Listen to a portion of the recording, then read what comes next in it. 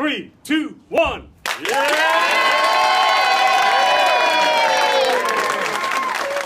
Where are we? Mother Clara Hale! What union? TWU! Local 100! And what's this young man's name? John Sanderson! John Sanderson, how are you?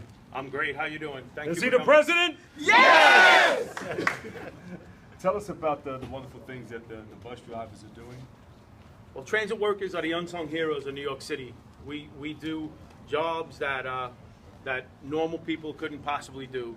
On the bus side of the house, I will say it, bus operator is among the most dangerous civil service jobs in the United States of America. Mm-hmm. Operating a bus on the streets of New York City is incredibly dangerous, and it takes a high degree of patience and professionalism to be able to do it day in, day out, and these folks do it day in, day out. They own the streets. Mm-hmm. Give yourselves a big round of applause. Who's this young man here? Earl! How you doing? How's All everyone? right. Wonderful workers here, right? Yes, I yes. have a song. Let me hear it. The wheels on the bus go Round and round, round and round, round and Tell us round. about these fantastic workers. That is what the bus operators from the T and Max Store Operating Authority does for a living. They do it professionally, and you know you can ask for better professional bus operators. When the MT is making millions of dollars, and this morning you hear them on the news talking about how much money they're making, the ridership is up. Who does it? These workers. The workers here at 146th Street Depot, the workers in the Bronx, the workers in Brooklyn, the workers in Queens. The operators professionals. Thank you. John, what are we working on in the union for the bus workers? Well, right now we have a big problem with a law called Vision Zero that has unfortunately criminalized bus operators. So we have a big problem with that. We're in a fight back about that. It's an illogical law. The city and the MTA order our bus operators into pedestrian right-of-way areas on 40-foot buses, 40,000-pound buses that have blind spots, and then when the inevitable accident occurs because of this system, their answer is to criminalize bus operators and arrest our operators, and that's an outrage, and we are pushing forward to defeat them on that. Are we going to win?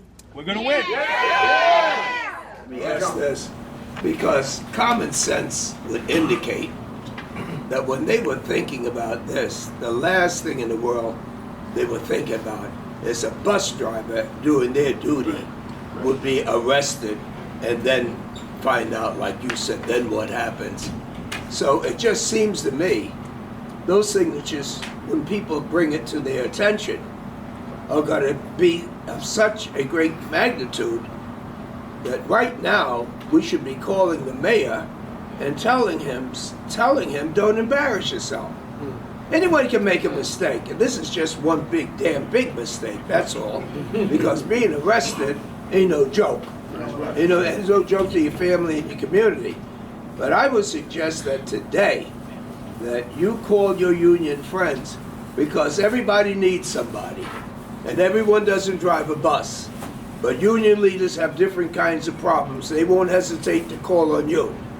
And you can be nice about it, but you tell them that the politicians don't want to embarrass him because we think he was well intended.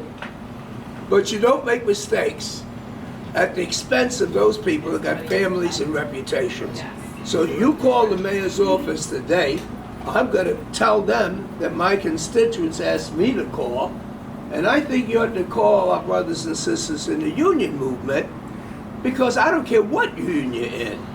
When we try to legislate, we're not the people up there in the weeds. We're not the ones that are there every day. We don't deal with passengers, we don't deal with the criminals, we do the best we can. But when something this stupid comes up, then I think we ought to tell everybody we're in this boat together, so that we all read from the same page. We're going to start with the union leaders. And it really shouldn't require a whole lot of signatures.